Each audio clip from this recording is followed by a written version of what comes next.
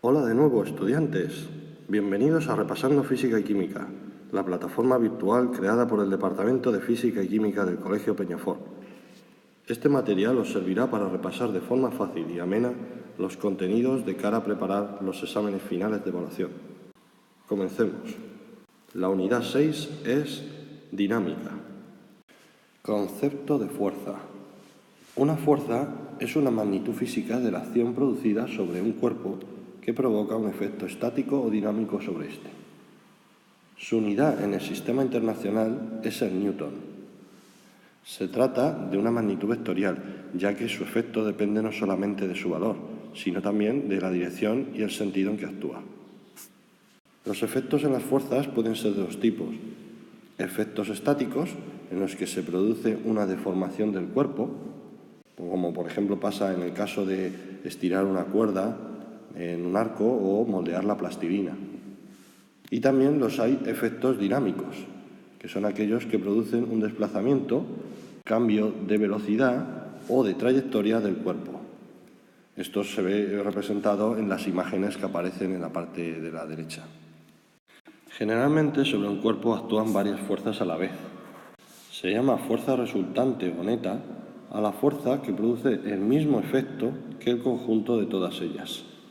Para obtener esta fuerza resultante hay que sumar todas las fuerzas que actúan sobre el cuerpo. En esto nos encontramos diferentes casos o situaciones. En aquellos casos en los que tengamos la misma dirección y sentido para las flechas de fuerza, el resultado de la fuerza neta será como la suma sucesiva de cada una de ellas. Si al contrario tenemos un sentido opuesto, resultará que la suma es una resta y por tanto la fuerza neta es la fuerza primera menos la fuerza segunda. Siempre tomaremos como primera fuerza aquella que va en sentido hacia la derecha o hacia arriba. En el caso de encontrarnos fuerzas con distinta dirección, se nos presenta la posibilidad de que se encuentren de forma perpendicular, y esto implicará tener que usar el teorema de Pitágoras a la hora de resolver el valor de la fuerza neta. Por otra parte, en caso de que no sean perpendiculares, nos encontraríamos que deberíamos de usar otros teoremas que de momento no lo vamos a ver en este curso. La estática es la rama de la física que estudia cómo actúan las fuerzas sobre los cuerpos quietos o en reposo, es decir, el equilibrio de los cuerpos. Dependiendo de cómo se comporten los cuerpos frente a la deformación, los cuerpos pueden ser rígidos, elásticos o plásticos. Los rígidos son aquellos que no sufren deformación, como podemos observar en el caso de una moneda. Para el caso, sin embargo, de elásticos, sí que sufrimos deformaciones en los objetos, pero recuperamos su forma después de dejar de aplicar la fuerza deformadora. Esto se observa en el caso, por ejemplo, de una goma. Por último, en los plásticos no se recupera su forma después de aplicar la fuerza deformadora. Y esto se observa en el caso de la arcilla o de la plastilina. Si la fuerza aplicada sobre el objeto es muy fuerte, se pueden superar ciertos límites. Está el límite de elasticidad, que es la máxima resistencia que el material soporta sin que tras la deformación no se recupere la forma. Si aún continuamos aumentando el valor de la fuerza empleada en el objeto, se alcanzará el límite de rotura, que es la máxima resistencia que el material soporta antes de que se produzca la fractura. Ley de Hooke. La ley de Hooke es la principal relación establecida para la estática. El alargamiento que experimenta un material elástico es directamente proporcional a la fuerza aplicada sobre el mismo. Esta ley fue enunciada por Robert Hooke en 1660. Como acabamos de comentar, la fuerza aplicada sobre un objeto resulta ser igual a la constante elástica dependiente del tipo de objeto por la variación de la longitud, que también se conoce con el nombre de deformación. La fuerza que causa la deformación se mide en newtons, la constante elástica en newtons partido metro y la deformación o alargamiento se mide en metros en el sistema internacional. El fundamento de esta ley nos permite emplear los muelles a la hora de medir fuerzas. Esta es la idea del dinamómetro, que es un aparato de medida de fuerzas en función del alargamiento de los muelles. A la hora de obtener el valor de la constante de elasticidad, Se seguirán una serie de pasos. El primero sería realizar una serie de mediciones de alargamientos para diferentes fuerzas o pesos aplicados. A continuación, estos valores se tabularían. En un segundo paso, se realizaría una representación gráfica de los resultados y posteriormente se calcularía la pendiente de la recta que ha aparecido en la representación. El valor de la pendiente es justamente el valor de la constante de elasticidad.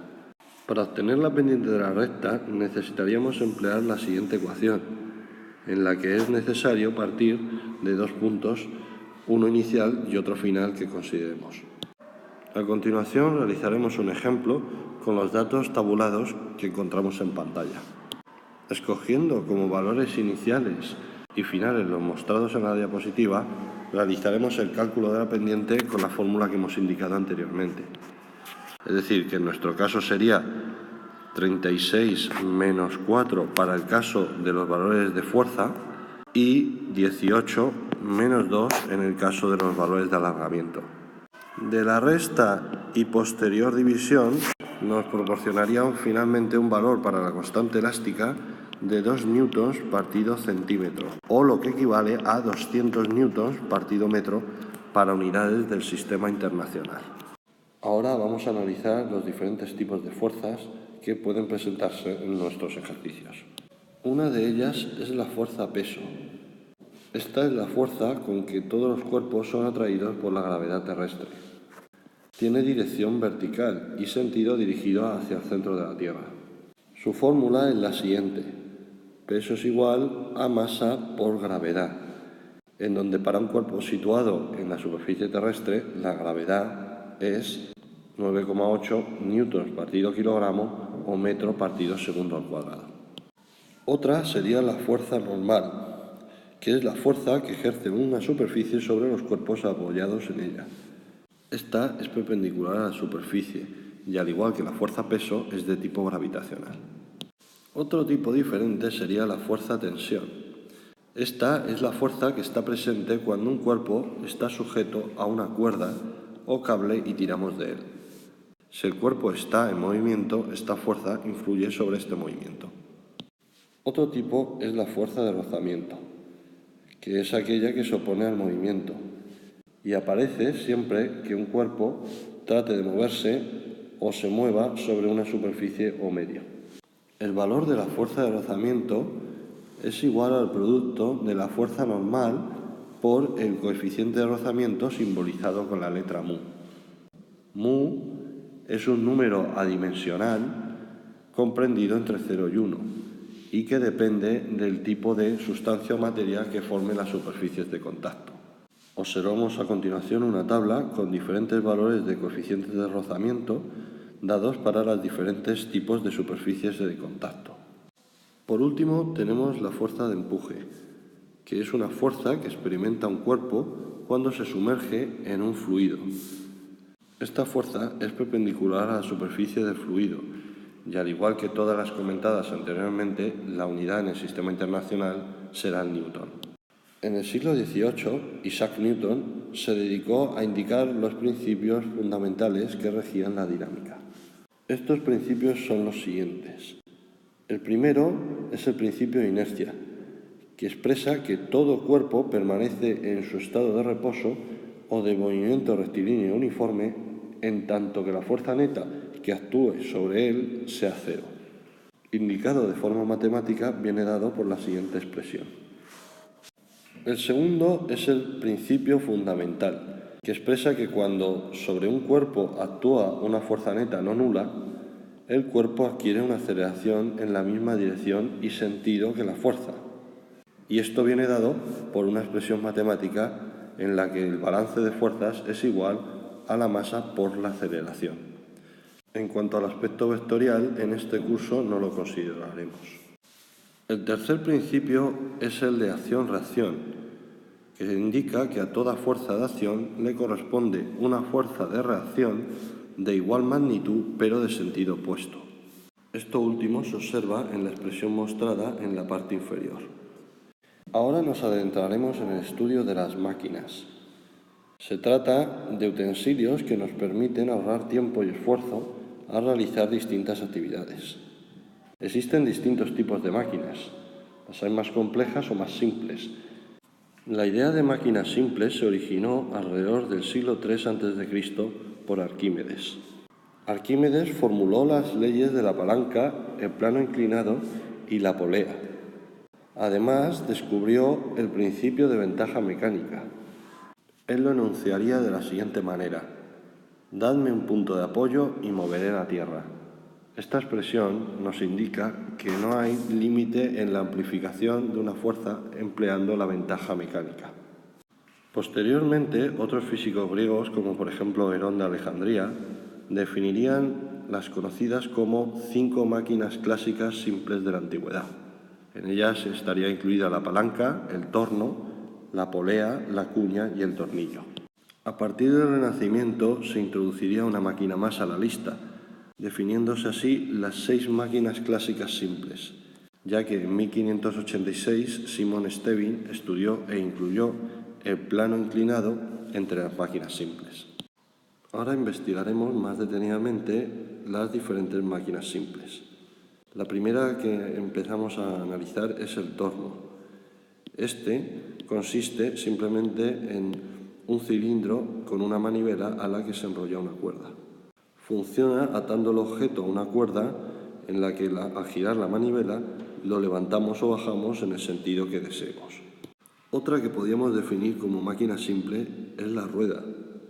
Esta es una pieza circular que gira alrededor de un eje central.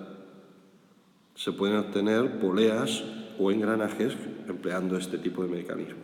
Como hemos comentado, la polea, que sería otra máquina simple, sería una rueda acanalada por la que pasa una cuerda y un eje sobre el que gira. Su funcionamiento sería similar al del torno. Se ataría el objeto a un extremo de la cuerda, mientras que tiraríamos del otro extremo, que con poco esfuerzo giraría a través de la polea y levantaríamos el peso. Otra máquina simple sería el plano inclinado. Esto se trata de una rampa formada por una superficie plana que forma un ángulo con el suelo. Se emplea arrastrando los objetos por la rampa, de manera que cuanto menos inclinada esté, menos esfuerzo costará subir el objeto. Por último, la palanca, que es una barra rígida que se mueve sobre un punto de apoyo. Existen 3 tipos de palanca que ahora investigaremos más detenidamente. A continuación comentaremos las ventajas mecánicas que presentan las máquinas descritas anteriormente. Por ejemplo, en el caso de la rueda, observamos que cuando un bloque está en contacto directo con el suelo, el rozamiento es grande y se necesita empujar con mucha fuerza para moverlo. En presencia de ruedas, estas reducirían el contacto con el suelo y por eso la fuerza de rozamiento sería mucho menor, con lo que se disminuye la fuerza necesaria para mover dicho objeto. En el caso de la polea, su ausencia implicaría que levantar, por ejemplo, un cuerpo de 100 newtons supondría aplicar directamente sobre el objeto dicha fuerza o asistiéndonos con una cuerda que tirase hacia arriba del objeto. En presencia de una polea fija, nos facilitaría a la hora de levantar un objeto. Primero engancharíamos una cuerda al objeto y la pasaríamos a través de la polea. A continuación, realizando un simple tirón desde el otro extremo de la cuerda, levantaríamos el objeto con un esfuerzo más fácil al apoyarnos en nuestro propio peso. Si además contásemos con una polea móvil conectada a la fija, el esfuerzo realizado se reduciría justamente a la mitad. Para el caso de un plano inclinado, la fuerza sería menor cuanto menos inclinada y más larga sea la rampa. A cambio, la distancia recorrida será mayor cuanto menos inclinada sea esa rampa. Por último, analizaremos más detenidamente la palanca. Esta nos permite transformar una fuerza en otra de distinto valor. Todas las palancas poseen un punto de apoyo, llamado fulcro, una fuerza resistencia que debemos de vencer, una fuerza a aplicar llamada potencia, y por último, tanto los brazos resistencia como brazo potencia, que se mediría desde el punto de apoyo hasta los puntos donde se ha ejercido la resistencia y la potencia respectivamente. Las palancas de primer grado son aquellas en las que el fulcro o punto de apoyo está entre la potencia y la resistencia. Vemos ejemplos en el caso de unos alicates o unas tijeras. En las palancas de segundo grado, La resistencia está entre la potencia y el punto de apoyo. Esto se puede comprobar en el caso, por ejemplo, de una carretilla o de un cascanueces. En las palancas de tercer grado, la potencia está entre el fulcro y la resistencia. Vemos ejemplos de este tipo de palancas en las pinzas o en las cañas de pescar. Finalmente, comprobamos que en la palanca de primer y segundo grado, la potencia suele ser menor que la resistencia. En cambio, en la palanca de tercer grado sucede al revés. La potencia es mayor que la resistencia. En esta diapositiva se nos presenta la ley de la palanca. La fórmula consiste en la fuerza multiplicada por el brazo fuerza, que es igual a la resistencia multiplicado por el brazo resistencia. A continuación tenemos unos esquemas en los que aparecen los elementos presentes para la palanca de primer grado, la de segundo y la de tercero, y así poder comparar y ver las diferencias entre ellas. Una consecuencia del empleo de esta ley de palanca es que cuanto mayor son los valores de los brazos, menor son los de las fuerzas, y al revés también. En este segundo bloque vamos a estudiar la dinámica celeste. Desde la antigüedad, las personas observaban que algunos puntos luminosos que aparecían en el cielo parecían estar inmóviles, pero la mayoría se movían. En un mismo día, la posición de un astro cambiaba a medida que pasaba el tiempo. Por ejemplo, cada amanecer el sol salía por el este y avanzaba hasta ponerse cada atardecer por el oeste. También se observaba que los astros que aparecían en el cielo variaban de una época del año a otra. Algunos solo se veían en verano, otros en invierno y otros en otras épocas del año. Con todo ello, muchos sabios de las épocas antiguas concluyeron que se debía de establecer un modelo geocéntrico. El primer modelo geocéntrico establecido fue el modelo de Aristóteles allá por el siglo IV a.C. Aristóteles supuso que el universo estaba formado por 27 esferas concéntricas que giraban alrededor de la Tierra. En cada esfera había un astro, y la esfera más exterior era la bóveda celeste, donde estaban las estrellas ocupando posiciones fijas. Podemos comprobar que el modelo es bastante sencillo y justifica los movimientos observados desde la Tierra. Uno de los inconvenientes de este modelo es que no explicaba el movimiento retrógrado de Marte, que se apreciaba desde la Tierra. Otro modelo posterior de tipo geocéntrico fue el modelo de Ptolomeo, que se estableció allá por el siglo II después de Cristo. Ptolomeo propuso que los planetas giraban alrededor de la Tierra describiendo una órbita espiral y centrada en una circunferencia. Siguiendo el movimiento de los planetas según este modelo, se explica el movimiento retrógrado observado para Marte. Observando el modelo de Ptolomeo, se comprueba que hay una diferencia respecto al de Aristóteles. Se sustituyen las esferas por diferentes órbitas circulares, denominadas deferentes, sobre las que orbitan los diferentes epiciclos en los que gira el planeta. Por tanto, para justificar este modelo, Ptolomeo introduce una serie de herramientas matemáticas, ecuantes, epiciclos y deferentes. En este sistema, cada planeta es movido por dos o más esferas. Una esfera es el deferente, que se centra en la Tierra, y la otra esfera es el epiciclo, que se encaja en el deferente. Desafortunadamente, algunas veces el tamaño del giro retrógrado de un planeta era más pequeño y a veces más grande. Esto impulsó a crear la idea de un ecuante.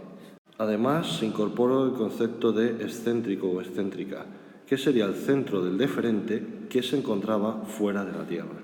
Todas estas herramientas matemáticas se pueden observar en la imagen de la derecha. Está el deferente, que es la órbita por la que gira el planeta, que a su vez está situado en el epiciclo. También encontramos el ecuante, que es la recta de unión entre varios círculos, y la excéntrica, que ya se encuentra en un punto exterior a la Tierra. Como podemos comprobar en la imagen de la derecha, el sistema resultaba ya muy complicado a los ojos de la modernidad, puesto que requería de que cada planeta tuviera un epiciclo girando alrededor de un deferente, desplazado por un ecuante diferente para cada uno de los planetas. Llegado el siglo XV se propone el modelo de Copérnico. Nicolás Copérnico estableció un modelo heliocéntrico que explicaba de manera más sencilla el movimiento retrógrado observado para Marte. En este modelo se establece el Sol como centro del universo y los planetas girando en órbitas circulares alrededor del mismo. Además, la Luna se incorpora como satélite alrededor de la Tierra, y más allá de Saturno se encuentran las estrellas fijas. Puesto que la Tierra se desplaza sobre su trayectoria a mayor velocidad que Marte sobre la suya, a veces nos parece que Marte retrocede, pero no es así, se trata simplemente de un efecto óptico. Posteriormente, Galileo corrobora el modelo heliocéntrico propuesto por Copérnico, mediante sus observaciones con los telescopios creados por él. En esa misma época, Kepler enuncia una serie de leyes sobre los movimientos planetarios basándose en las observaciones que había realizado Tycho Brahe en el siglo XVI. Las leyes de Kepler son las siguientes. La primera ley indica que los planetas describen órbitas elípticas planas estando el Sol en uno de sus focos. En la imagen mostramos lo predicho por esta ley. Cuando el planeta se encuentra cerca del Sol sería lo que se conoce como zona de perihelio, mientras que cuando se encuentra más alejado, en esa elipse, se conocería con el nombre de afelio. La segunda ley de Kepler es conocida como ley de las áreas. Los planetas giran con momento angular constante, es decir, barren áreas iguales en tiempos iguales.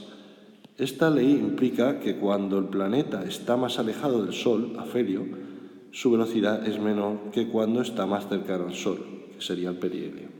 En la imagen de pantalla se visualiza claramente lo predicho por esta ley. Las áreas barridas por el radio vector en un mismo tiempo resultan ser iguales, y esto implica movimientos más rápidos en las zonas del perihelio que en las del afelio en comparación.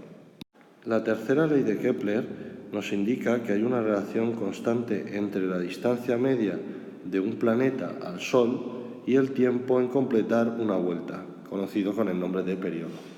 Esta relación es la que mostramos a continuación. El periodo al cuadrado es igual a una constante multiplicada por la distancia media al cubo. Ley de gravitación universal. Según Kepler, la responsable de sus tres leyes del movimiento era la fuerza magnética que emanaba el Sol. Isaac Newton corrigió esta idea equivocada enunciando lo siguiente: el Sol ejerce una fuerza de atracción gravitatoria responsable de que los planetas giren en torno a él. Con esta ley se superó la barrera cielo-tierra, pues consiguió explicar el movimiento de los cuerpos celestes con las mismas leyes que explicaban el movimiento de los cuerpos bajo la atracción gravitatoria terrestre. La ley de gravitación universal viene dada por la siguiente fórmula. La fuerza entre dos objetos con masa es igual a la constante de gravitación universal multiplicado el producto de sus masas y dividido entre la distancia entre sus centros al cuadrado. Para un cuerpo que se mueva en las proximidades de la superficie terrestre, dicha fuerza corresponde a la fuerza-peso, y este cuerpo experimentará un movimiento de caída libre con una aceleración vertical y hacia abajo dado por la gravedad terrestre. Ahora analizaremos el modelo astronómico actual del Sistema Solar. El Sol está situado en el centro y concentra el 99,75% de la masa del Sistema Solar. La mayor parte de la masa restante se concentra en los planetas, cuyas órbitas son prácticamente circulares, y tránsito dentro de un disco llamado plano eclíptico. En la imagen observamos lo descrito anteriormente, con el Sol situado en el centro, los planetas interiores girando en órbitas en el entorno de la estrella y los planetas gigantes gaseosos girando en órbitas algo más externas. Todos los planetas efectúan dos movimientos distintos, uno de rotación y otro de traslación. Todos los planetas se trasladan en el mismo sentido alrededor del Sol. De hecho, los planetas están orbitando en sentido antihorario, excepto Venus y Urano. A continuación entraremos en el estudio más detallado del Sistema Solar. Observamos que se encuentra en la imagen el Sol, que es la estrella principal del sistema. A continuación los planetas interiores, como Mercurio, Venus, la Tierra con su satélite la Luna, y Marte. Pasado eso, encontraremos el cinturón de asteroides. en el que se encuentra el planeta enano Ceres. En la segunda región se encuentran los planetas gigantes gaseosos, como son Júpiter, Saturno, Urano y Neptuno. Pasado esto se encuentra el cinturón de Kuiper, en el que aparecen muchos objetos rocosos y algunos planetas enanos, como son Plutón, Makemake, Haumea y Eris. Además de esto, tenemos que tener en cuenta que aparecen de vez en cuando cometas que vienen desde la zona más externa y circulan por la zona interna del sistema solar. Más allá del cinturón de Kuiper se encuentra la zona de procedencia de estos cometas, que es la conocida como nube de Oort. Sobre los planetas interiores podemos destacar que poseen una corteza formada por rocas y un núcleo metálico. Además, para cada planeta podemos señalar esta información. En el caso de Mercurio, no tiene satélites ni atmósfera, y sus temperaturas superficiales son muy extremas, entre 425 grados centígrados en la zona iluminada y menos 170 grados centígrados en la zona nocturna. Para Venus podemos decir que no tiene satélites y que su atmósfera está compuesta por dióxido de carbono y entre otros gases, por lo que el efecto invernadero provoca que su temperatura superficial sea muy alta, mayor que incluso la de Mercurio, siendo 480 grados centígrados.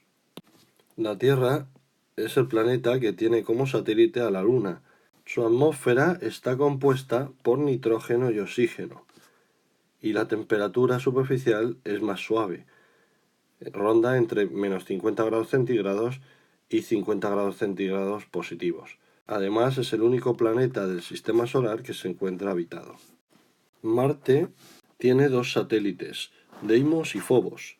Su atmósfera es muy escasa y está compuesta por dióxido de carbono. La temperatura superficial es de menos 50 grados centígrados. Lo que principalmente destaca de los planetas exteriores es que están formados únicamente por gases. Júpiter tiene más de 60 satélites. Galileo descubrió en 1610 los 4 más grandes: Io, Calisto, Ganímedes y Europa. Saturno está rodeado de un sistema de anillos formados por hielo, polvo y rocas. Tiene más de 60 satélites y el mayor de ellos es Titán. Urano tiene 27 satélites conocidos y también posee anillos. Su eje de rotación está casi en el mismo plano que su órbita, es decir, es como si orbitara tumbado alrededor del Sol. Por último, Neptuno tiene 14 satélites conocidos y un sistema muy tenue de anillos. Es el planeta más alejado del Sol y su año dura 165 años terrestres. En la siguiente imagen aparece una comparativa del tamaño de la Tierra con diferentes satélites. Los satélites naturales son aquellos cuerpos celestes que orbitan alrededor de un planeta. En pantalla aparecen los principales satélites naturales del sistema solar. De ellos, únicamente la Luna, Phobos, Deimos, Io, Europa, Ganímedes, Calisto, Titán y Tritón son los más destacados para aprenderse. Según la Unión Astronómica Internacional, UAI, los planetas enanos tienen una diferencia principalmente con los planetas, que es que estos no han limpiado la vecindad de su órbita. Los 5 planetas enanos reconocidos actualmente son Plutón, Eris, Haumea, Makemake y Ceres. Los asteroides son cuerpos rocosos de diverso tamaño, pero más pequeños que los planetas, que se agrupan en 2 regiones, el cinturón de asteroides y el cinturón de Kuiper. Es en este último donde se encuentran los asteroides más grandes. Un ejemplo lo tenemos en la imagen, en la que aparece el asteroide Gaspra, que se encuentra en el cinturón de asteroides, y tarda 1,76 años en completar una órbita alrededor del Sol. Los cometas son cuerpos de tamaño similar a los asteroides, formados por hielo y rocas. El Sol los calienta y entonces se forma una cola brillante que permite distinguirlos. Estos provienen de un tercer cinturón llamado nube de Oort, que se sitúa hasta un año luz del Sol. En la imagen tenemos un ejemplo del cometa 67P Churyumov-Gerasimenko, que completa una órbita cada 6,6 años. Los objetos transneptunianos y los meteoroides están incluidos como cuerpos menores del sistema solar. Algunos de ellos son candidatos a ser incluidos en la lista de planetas enanos. Un ejemplo de esto último que hemos comentado sería Sedna. La mayoría son cuerpos que pertenecen al cinturón de Kuiper, pero los hay también de menor tamaño como Vesta y Pallas, que son del cinturón de asteroides. Para finalizar la unidad entraremos en el estudio de los movimientos terrestres y lunares. La traslación es el giro de un astro alrededor de otro siguiendo una trayectoria denominada órbita. En su recorrido alrededor del Sol, la Tierra describe un plano que se llama eclíptica. El periodo de traslación es el tiempo que tarda un astro en completar la órbita. Ese tiempo es el año del astro, y la Tierra da la vuelta alrededor del Sol cada 365,24 días. Como son 365 días y un cuarto, cada 4 años se añade un día al año, lo que se conoce como año bisiesto, para que las estaciones comiencen siempre en las mismas fechas. En la imagen observamos el plano de la eclíptica y dos posiciones muy destacables dentro del plano, como son la posición de los extremos, conocidas como solsticio, en las que ocurre tanto en verano, el 21 de junio, como en invierno, 21 de diciembre, y los equinoccios, tanto de primavera, el 21 de marzo, como el 23 de septiembre, que sería el equinoccio de otoño. En el solsticio de invierno tenemos la noche más larga, mientras que en el solsticio de verano el día más largo. En el caso de los equinoccios tenemos la misma duración de horas tanto para el día como para la noche. A continuación vemos las fases lunares, que podemos observar en la imagen de la pantalla. Existe la zona de la luna llena, la zona de cuarto menguante, luna nueva, luna creciente y posteriormente vuelve otra vez el ciclo a completarse. El periodo de rotación de la luna coincide con su periodo de traslación, 28 días aproximadamente. Por eso siempre vemos la misma cara de la luna. Otro movimiento es la rotación, que es el giro del astro sobre sí mismo. El periodo de rotación es el tiempo que tarda un astro en completar una vuelta alrededor de sí mismo. Ese tiempo es el día del astro, que para la Tierra es aproximadamente 24 horas. El eje de rotación de la Tierra no es perpendicular al plano de la eclíptica, sino que está inclinado unos 23 grados. Esta inclinación del eje junto a la traslación alrededor del Sol provoca la sucesión de estaciones en nuestro planeta. En verano los rayos del Sol llegan más perpendiculares y en invierno llegan más inclinados. En la imagen de la derecha podemos observar y comprobar de manera más clara lo comentado anteriormente. En el desplazamiento de la Tierra alrededor de la órbita elíptica respecto al Sol, el punto más alejado, denominado afelio, se encuentra a 152 millones de kilómetros, mientras que en la zona más cercana, perihelio, se encuentra a 147 millones de kilómetros. Las mareas son el movimiento de subida y bajada del nivel del agua en el mar que se produce 2 veces al día. Newton explicó que las mareas se deben a la atracción gravitatoria que la Luna y el Sol, en menor medida, ejercen sobre la Tierra. Las fuerzas de marea elevan el nivel del agua en las dos posiciones alineadas con la Luna. Son las conocidas como zonas de marea alta. Esta deformación de la capa de agua hace que su nivel baje en las posiciones perpendiculares, que serían las zonas de marea baja. En la imagen podemos observar esto que hemos comentado más claramente. En las zonas perpendiculares a la Luna tenemos la marea alta, mientras que en los extremos aparece la marea baja. Por otra parte, también se distinguen las mareas vivas de las mareas muertas. Las mareas vivas son más pronunciadas debido a que a la atracción gravitatoria de la Luna se le suma la atracción gravitatoria del Sol, al estar ambos alineados con la Tierra. Para las mareas muertas, el Sol está perpendicular a la Luna, por lo que sus atracciones se contrarrestan y las mareas son menos pronunciadas.